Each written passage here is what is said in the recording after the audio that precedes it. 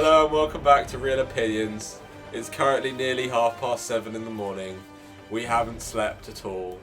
We've just been to the midnight screening premiere in Southampton of Age of Ultron. You can tell we've been up all Avengers night. Age of Ultron. Avengers Age of Ultron, the second Avengers. Tony Stark tries to find a way to stop the Avengers having to avenge. Yeah. So Basically, he builds a lot of from- robotic versions of his Iron Man suits and tries to use Loki's staff to make them smarter and accidentally creates artificial intelligence which turns into this super being called Ultron that runs away and decides he wants to destroy humanity. And then the Avengers team up to fight them and achieve world domination. Wait, the Avengers are Restore balance to the universe. Defend against world domination. I thought the balance was pretty good, to be honest. Considering they tried to fit so many people. And they in. added more So people. many It worked well. Yeah. From the core group, everyone still gets their moment to shine. They all do their thing. They all do their thing, yeah, and they all work quite well as a group now. There's a lot of emphasis in the action sequences on the cooperation and when Thor will hammer Captain America's shield into someone, it's like these complex moves that sort of string together everyone's And the abilities, chemistry is all there that helps fit it together. both in terms of the action and the and in terms of the conversations quips and stuff. stuff. Yeah. Should we talk about Ultron himself? Definitely. Yeah. 100% yes, because it was it felt a bit left wing when Joss Whedon cast James Spader as Ultron. Yeah, I know what you mean. A lot of people were like, James who? Because he hasn't been in a film in a long time. And the only thing I knew him from was the US Office. And here he's kind of very similar to how he was in the US Office, which I love though. He's And kind of he an doesn't- amalgamation of Tony Stark and the internet. Exactly. Basically. Exactly. Yeah, And he it doesn't is. really understand his own strength or his own power, and he's grown far too quickly.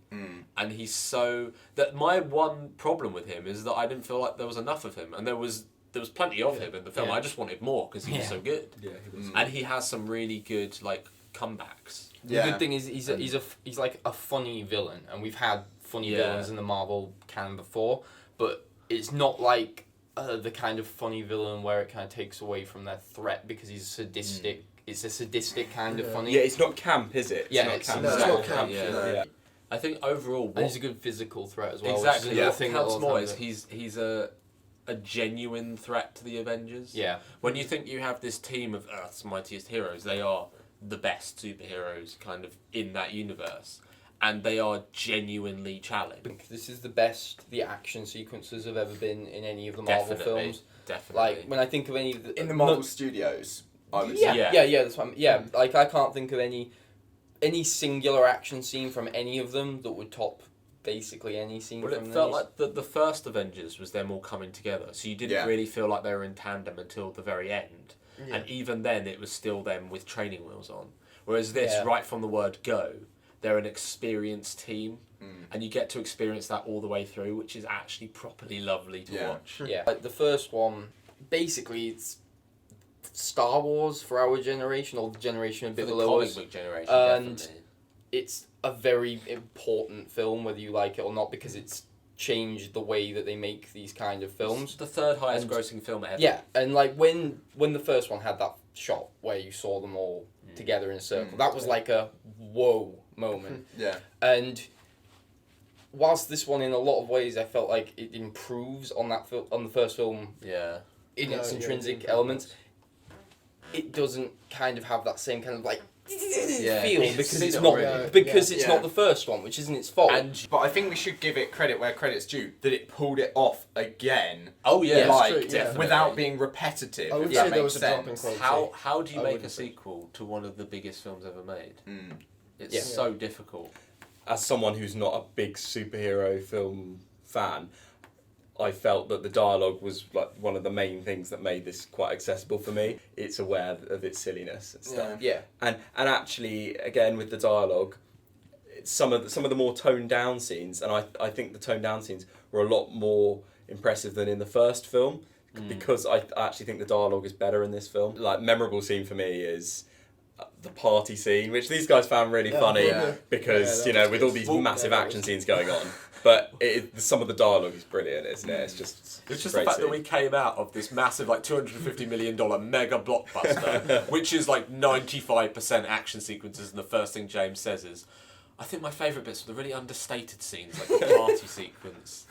And I'm just like, the bits where stuff exploded! So, should we move to ratings now? Yeah. Yeah. Which way should we go? Look at that way. Start Let's that start with me. Yeah. I am going to go with a 9. The only reason this is the most fun I've had with a film in forever. Like, Guardians aside. Yeah. I had more fun with this than I did Kingsman.